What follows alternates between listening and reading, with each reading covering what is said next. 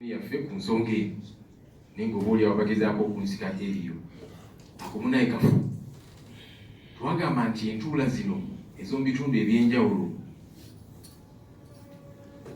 si nnungi ku lwaki kino kye bawuddiisa abantu nti kakati paalamenti bwenejja mu kitundu kyammwe ensonga zammwe zigenda kutereera kikyamu si kituufu kubanga ensonga z'ebitundu bino ebyenjawulo zimanyikiddwa abaka okuva mu bitundu ebyo ebyenjawulo okuva mu mambuka bazze boogera ku nsonga zino ezibaluma.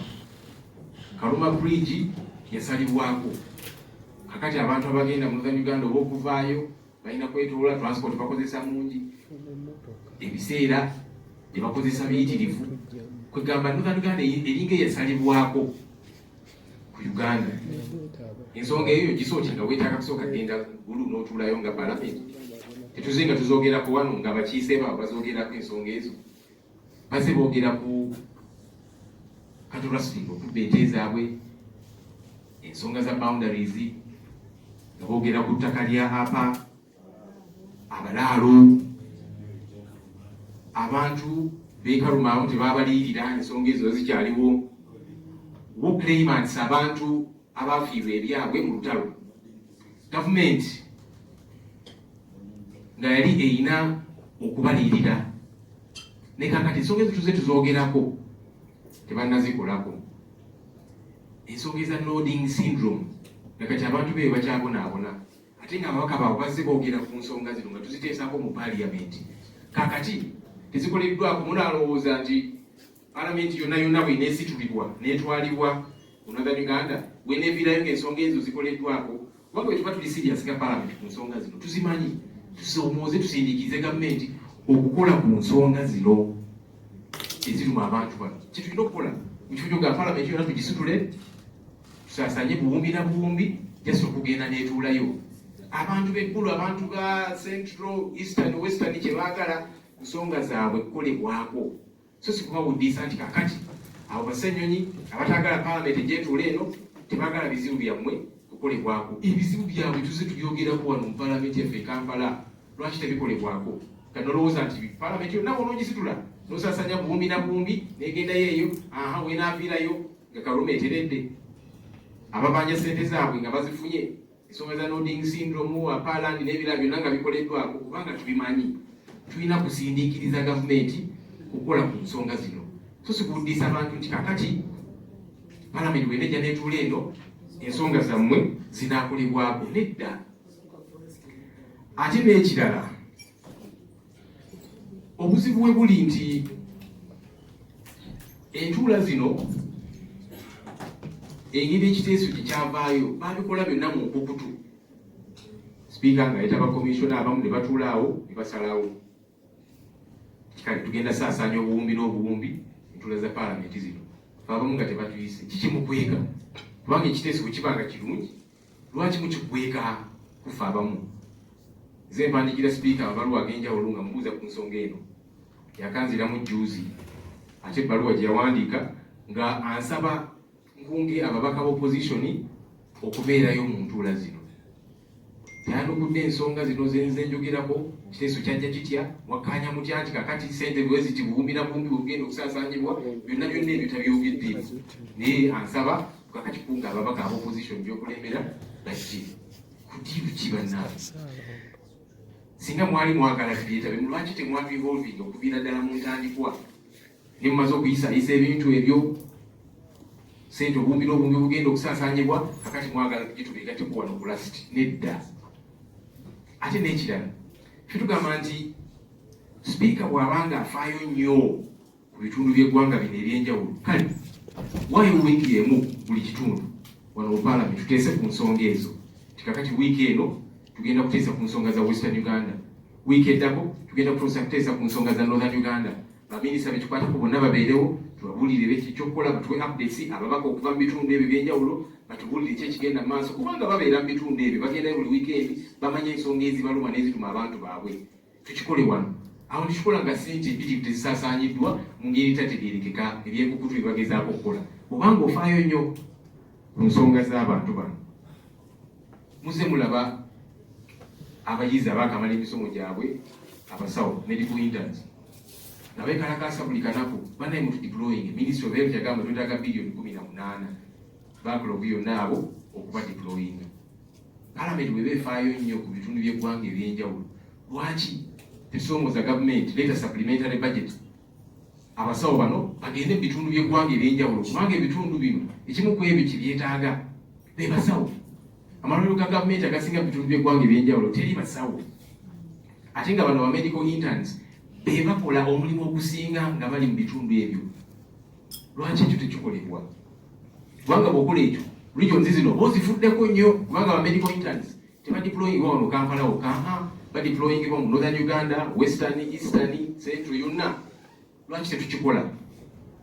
Tulage nti tufaayo nnyo ku bitundu by'eggwanga ebyenjawulo. So ffe tukyagamba nti ensonga eno tetugenda gyetaba musinti abantu b'ebitundu by'eggwanga ebyenjawulo tetubaagala nedda, naye tugamba nti baleme kubawuddiisa nti Parliament bwene saasaanya obuwumbi n'obuwumbi okujja n'etuula eyo weneeviirayo ng'ebizibu byammwe bigonjooleddwa. Nedda, ebizibu ebyo tubimanyi bikolebweko, kuba tuze tubiteesaako wano e Kampala nga tuyiza n'obiddingana nga ssente empitirivu tezisaasaanyiddwa.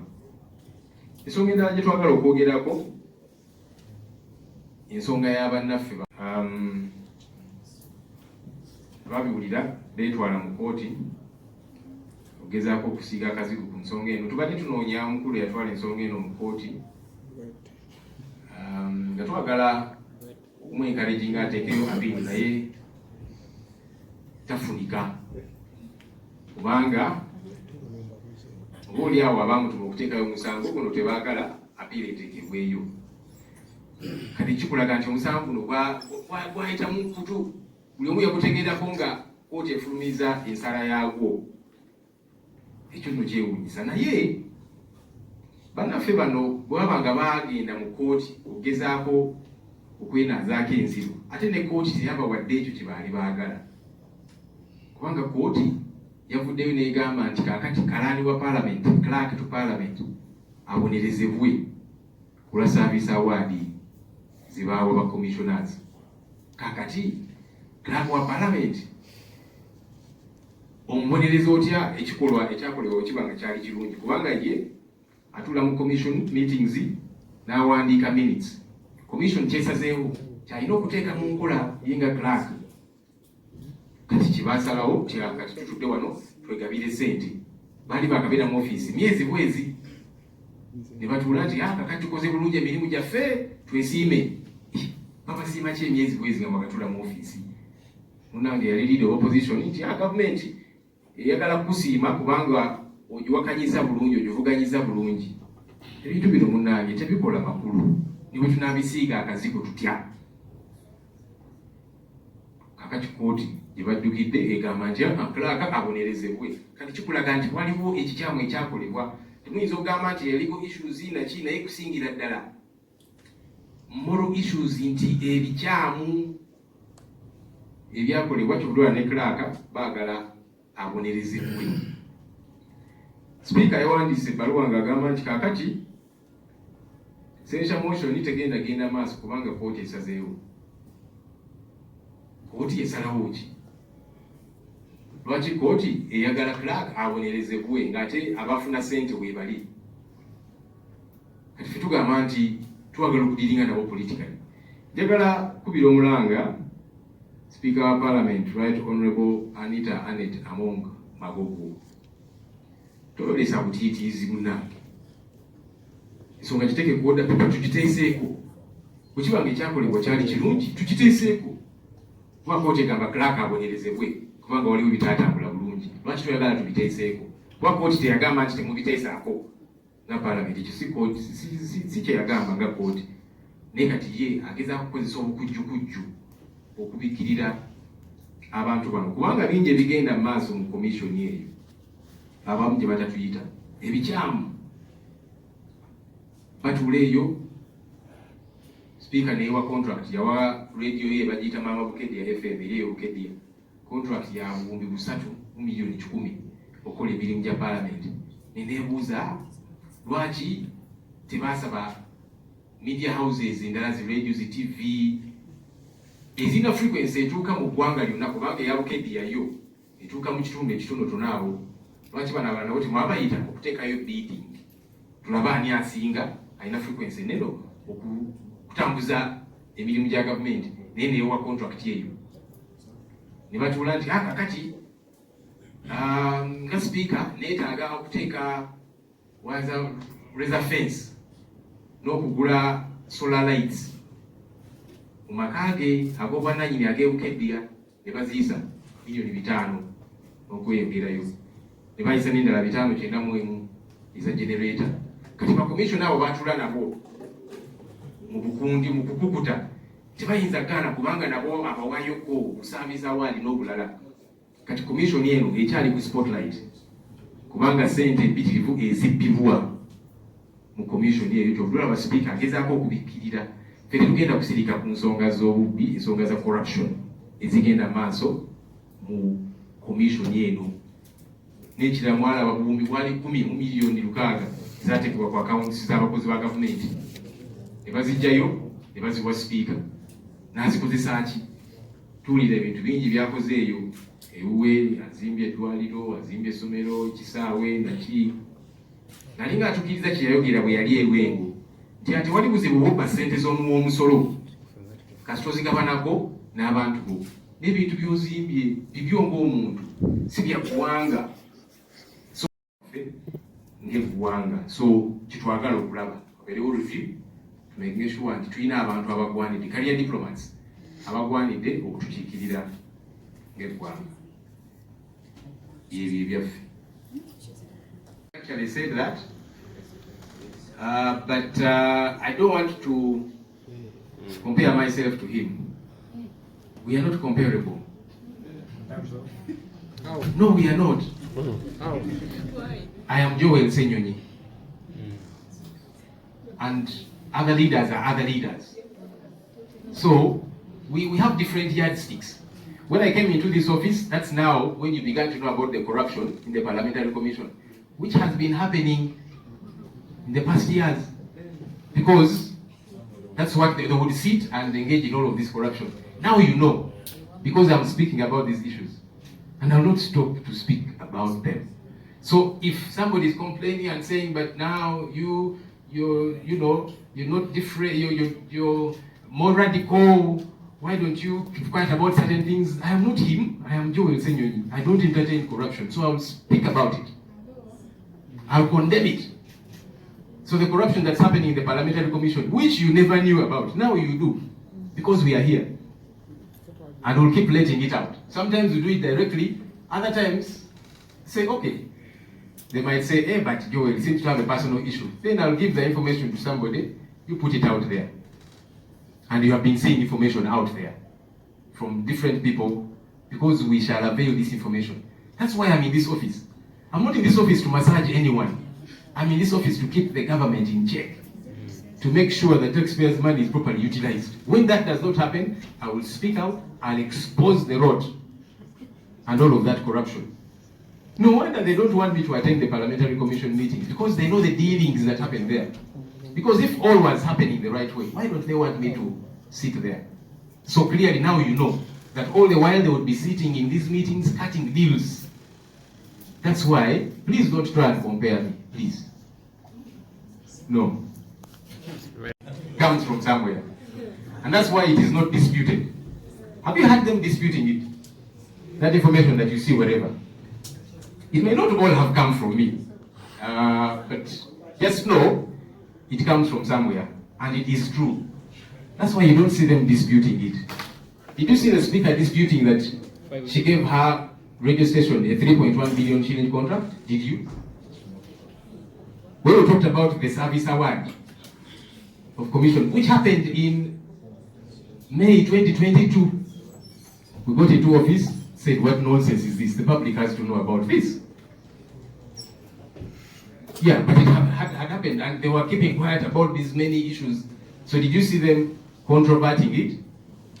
They're only saying, but we deserve to be given a service award. They're not saying it is false. And all of these different things that you see out there, they're not disputing them, because they are factual. And we shall keep exposing this corruption. Hello. Sendowooza agendayo nnyo ku nsonga ez'enjawulo. Yes, nyinza okugendayo era nga tugenze mobilization nga NUP, neera bwe ngendayo ndaba ebigenda mu maaso eyo ng'omukulembeze ne tukomawo ne tuyogerako wano. Yes, oluusi bayinza okunnemesa okukikola nga leader of opposition. Juzi twagenda ne Kampala downtown ku nguudo embi mu Kampala nga tuzirambula. Speaker n'akubira Clark. Motoka za parliament ezo batambulidde mu vans zonna ziveeyo ne bazijjayo. Ne tugamba kale tewali buzibu. Ne tupangisa taxi awo ne tugenda maaso n'omulimu gwaffe. So yes, bayinza okugezaako okulemesa oversight eyo naye tusigala tujja tukola ebitundu bino tubigendamu. Naye n'okusingira ddala ensonga zino tuzimanyiiko, yes, kubanga tugendayo naye n'ababaka b'ebitundu ebyo ku parliament, ku floor ya parliament, buli omu abayogera ku bigenda mu maaso mu kitundu kye. Matters of national importance ne babyogerako, petitions naki. So tuyinza kugambamu kaakati kyetaagisa parliament yonna okusituka egende mu kitundu ekyo. Nedda. Abantu bano basindikibwa, ababaka bano basindikibwa ebitundu ebyo kwogera ku nsonga ezo. Ne committees ez'enjawulo zigenda mu bitundu by'eggwanga eby'enjawulo ku lwa parliament ne zikola reports. Kaakati lwaki tukozesa information eyo n'owuddisa abantu nti parliament yonna tulina ogisitula egendeyo as if waliwo ekyenjawulo kujjako okusaasaanya obuwumbi n'obuwumbi buno.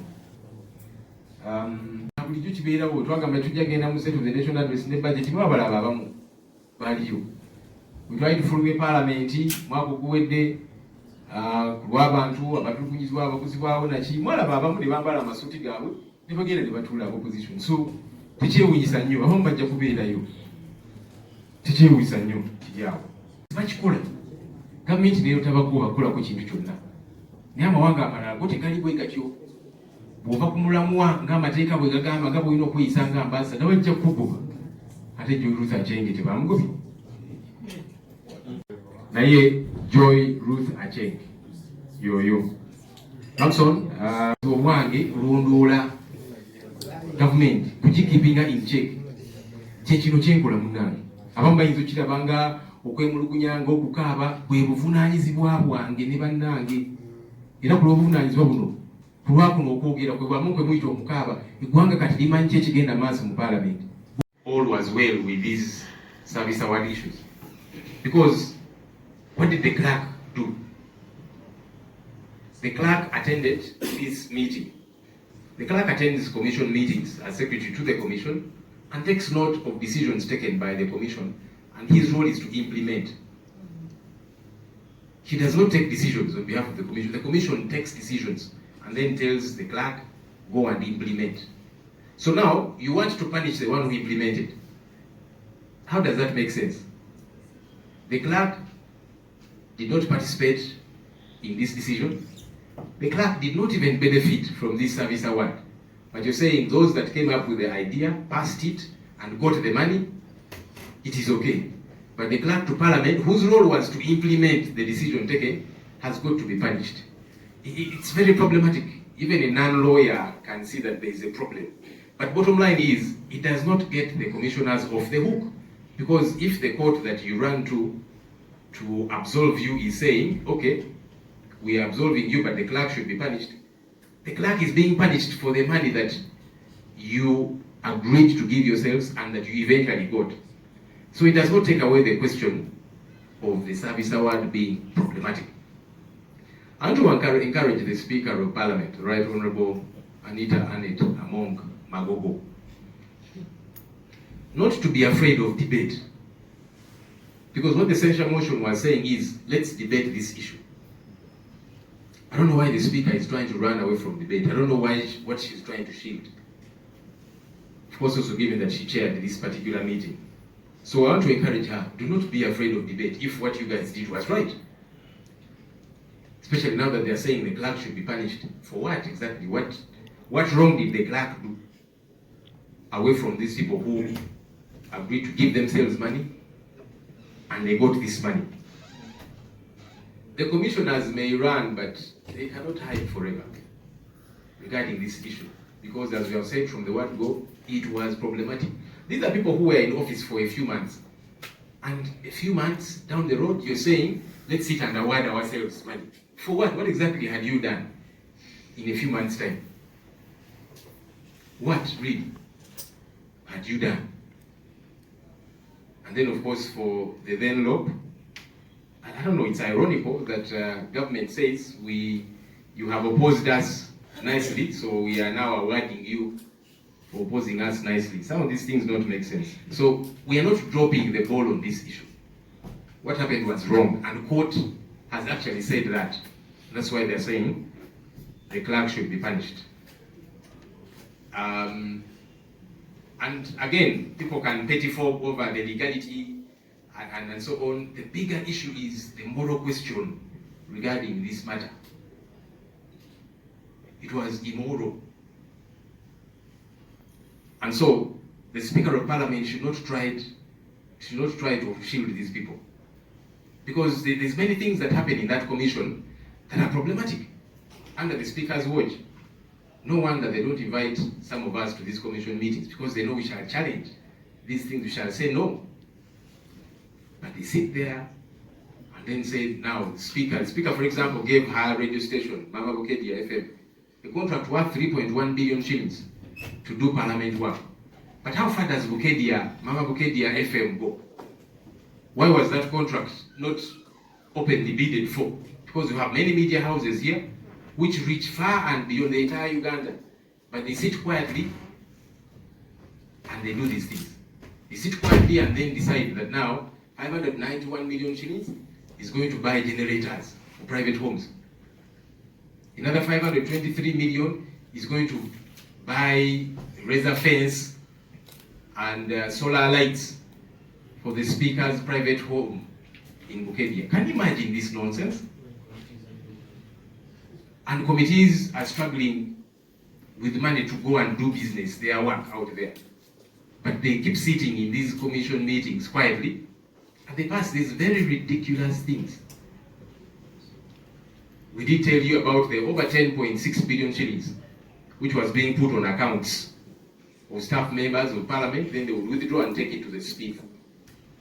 No wonder she's putting up all these different things, I don't know, stadium, hospital, and so on. Clearly feeding into what she said when she was in Luengo, that it is okay to steal taxpayers' money as long as you share it with the voters.